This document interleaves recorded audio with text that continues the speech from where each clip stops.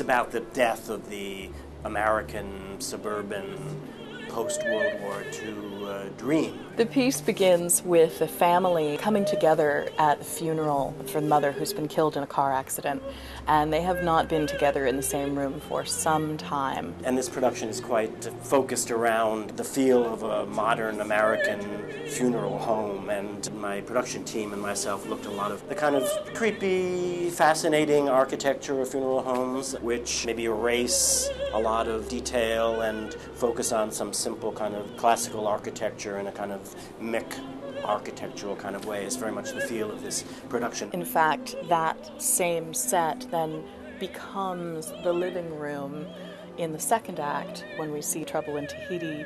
A Quiet Place is the sequel to his 1950s opera Trouble in Tahiti. In fact, Trouble in Tahiti is folded into it as flashbacks. In Act 2, it goes back into Trouble in Tahiti, and not only do you see the characters in that previous era, but also the music has such a radical shift. And after you've been listening for the first third or so to this very intense, almost turgid music, that suddenly you flip to the music in the 50s, which is a much lighter weight and more kind of pop style of music. And the musical language of the whole piece shifts with each moment to moment. It's going through so many changes, the way that a real person would go through so many emotional shifts.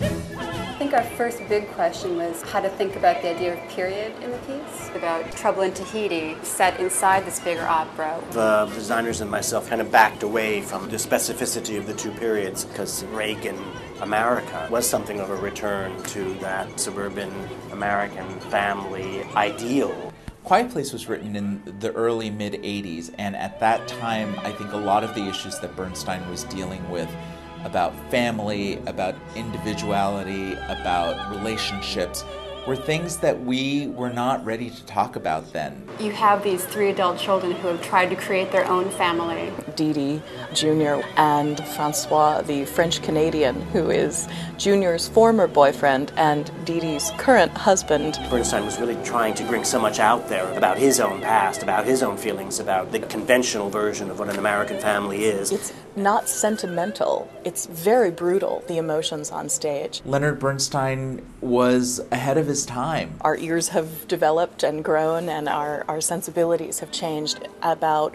what we expect to see on the opera stage.